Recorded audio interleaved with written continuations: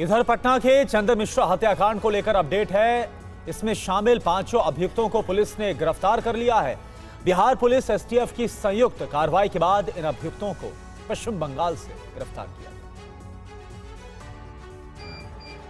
पटना के पारस अस्पताल में चंदन मिश्रा को गोली से छन्नी करने वाले अभियुक्तों को पुलिस ने गिरफ्तार कर लिया है। खूनी वारदात को अंजाम देने के बाद पश्चिम बंगाल फरार होने वाले अभियुक्तों को पुलिस ने दबोच लिया है। जब इन शूटर्स के बंगाल में होने की सूचना मिली तो पुलिस की टीम वहां पहुंची और कई जगह छापेमारी की। पुलिस और एसटीएफ की संयुक्त टीम को सफलता मिली और 5 अभियुक्तों को गिरफ्तार कर लिया गया।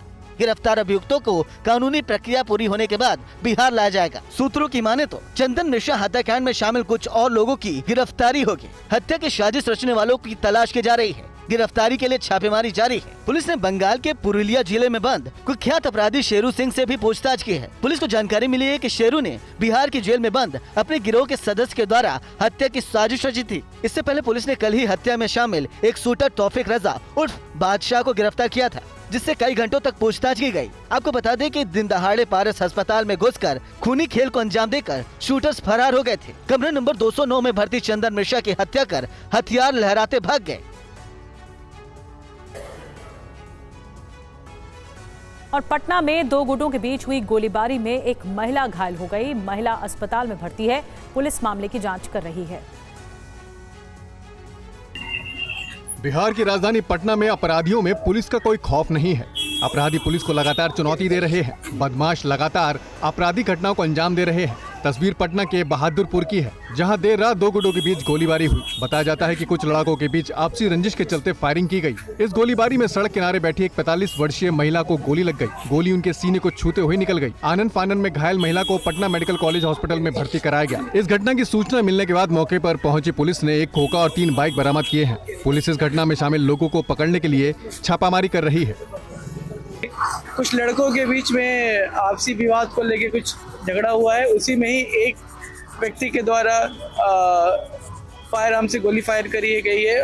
उसके कारण कि पास में बैठी एक महिला जिनकी उम्र करीब 45 वर्ष है, उनको गोली छू कर निकली है। सभी इन्वॉल्व जो भी इसमें लड़के इन्वॉल्व है, सबकी पहचान कर ली गई है और उनकी गिरफ्तारी के लिए लगातार हम छापेमारी कर रहे हैं। बहुत जल्द उनकी गिरफ्तारी हो जाएगी। बिहार के गया जी में अपराधियों ने एक डॉक्टर को गोली मार दी। डॉक्टर की हालत गंभीर है। घटना से लोगों में आक्रोश है। बिहार के गया जी के शेरघाटी में एक सनसनीखेज वारदात सामने आई है, जहां पर अज्ञात बाइक सवार 3 अपराधियों ने हृदय रोग विशेषज्ञ डॉक्टर तपेश्वर प्रसाद को गोली मारकर घायल कर दिया। इस घटना से पूरे इलाके में हड़कंप मचा हुआ है। शेरघाटी के शेखपुरा घाघर मोड़ के नजदीक आज सुबह करीब 9 बजे अज्ञात अपराधियों ने हृदय रोग विशेषज्ञ डॉक्टर तपेश्वर प्रसाद को गोली मार दी।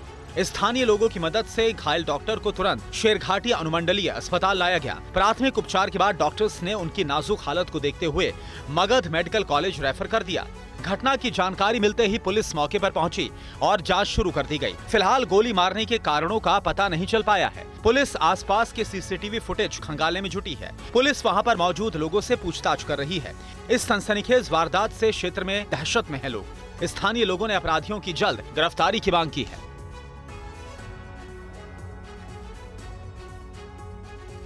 और देखिए, बड़ी खबर पटना से है। पटना के फुलवारी शरीफ में बुजुर्ग महिला की हत्या की गई है। चोरी का विरोध करने पर महिला की हत्या कर दी गई। चोर ने तकिए से महिला का मुंह दबाकर हत्या की है। जो खबर सामने आ रही, तो आप देखिए, पटना से एक और हत्या की वारदात जो कि फुलवारी शरीफ में हुई।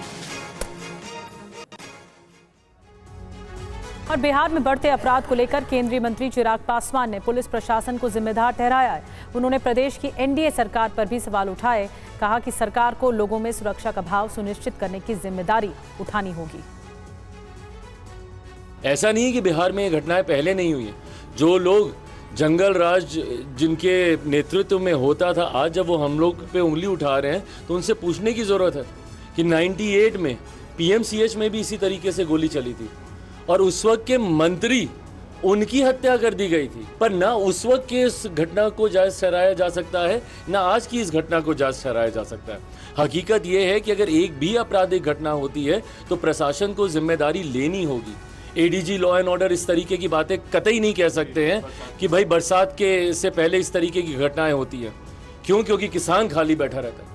भाई जो अन्नदाता है हमारा, आप उसके ऊपर इस तरीके का आप आरोप लगा रहे हैं। और ये आरोप नहीं लगा रहे हैं, आप लीपापोती कर रहे हैं। आप अपनी जिम्मेदारियों से आप भागने का कार्य कर रहे हैं, जो कि कतई स्वीकार्य नहीं है। आपकी जवाबदेही बनती है, जिम्मेदारी आपको लेनी होगी और राज्य सरकार को भी इसमें और ज़्यादा मुस्तैदी से सुनिश्चित करना होगा कि कम से कम और कुछ नहीं तो बिहार में सुरक्षा का भाव, एक सेंस ऑफ सिक्योरिटी हर बिहारियों के भीतर दे। ये जिम्मेदारी प्रशासन सरकार की बनती है। दिल्ली के उत्तम नगर इलाके में मर्डर का एक सनसनीखेज मामला सामने आया है। महिला ने चचेरे देवर के साथ मिलकर अपने पति की हत्या कर दी। दोनों ने मिलकर हत्या को हादसा दिखाने की कोशिश की।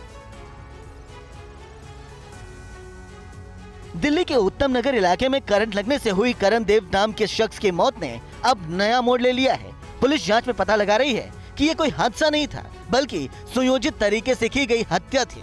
वारदात में मृतक की पत्नी और उसके प्रेमी का हाथ है। अभियुक्त पत्नी के कबूलनामे का एक वीडियो सामने आया है।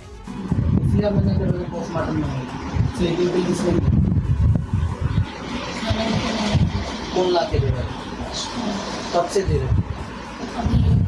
अभी एक ही गाड़ी लॉन्ग बोला शॉर्ट कितने दिए? उनको डिटेन किया हुआ है और उधर शायद राहुल को भी डिटेन किया हुआ है और कार्रवाई चल रही है। सिर्फ पोस्टमार्टम रिपोर्ट का वेट कर रहे हैं। 13 जुलाई को करण देव को करंट लगने के बाद परिजन उसे अस्पताल लेकर पहुंचे थे, लेकिन तब तक बहुत देर हो चुकी थी। डॉक्टर ने करण को मृत घोषित कर दिया था। इधर ग्रेटर नोएडा की एक प्राइवेट यूनिवर्सिटी की छात्रा ने खुदकुशी कर ली। घटना से नाराज छात्रों ने देर रात हॉस्टल परिसर में हंगामा किया और विश्वविद्यालय प्रशासन के खिलाफ नारेबाजी। यूपी के ग्रेटर नोएडा में एक निजी यूनिवर्सिटी की बीडीएस सेकेंड ईयर की छात्रा ने आत्महत्या कर ली। छात्रा ने हॉस्टल में अपने कमरे में फांसी लगाकर जान दे दी। खुदकुशी करने वाली छात्रा ज्योति हरियाणा के गुरुग्राम की रहने वाली थी। उसके कमरे में एक सुसाइड नोट भी बरामद हुआ है, जिसमें उसने 2 प्रोफेसर और विश्वविद्यालय प्रबंधन पर मानसिक उत्पीड़न का आरोप लगाया है। मामले में यूनिवर्सिटी के स्टाफ के 2 सदस्यों को हिरासत में ले लिया गया है और उनसे पूछताछ की जा रही है। यूनिवर्सिटी के हॉस्टल में एक छात्रा ने फांसी लगाकर सुसाइड कर लिया है। इस सूचना पर तत्काल पुलिस मौके पर पहुंची तथा पंचायतनामा की कार्रवाई की। परिजन मौके पर आ गए हैं।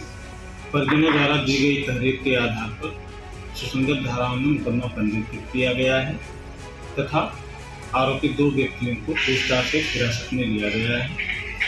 प्रशासन पर काफी आक्रोश था, जिन्हें समझा बुझाकर शांत कर दिया गया है। मौके पर शांति व्यवस्था कायम में अग्रिम विधिक कार्रवाई की जाएगी।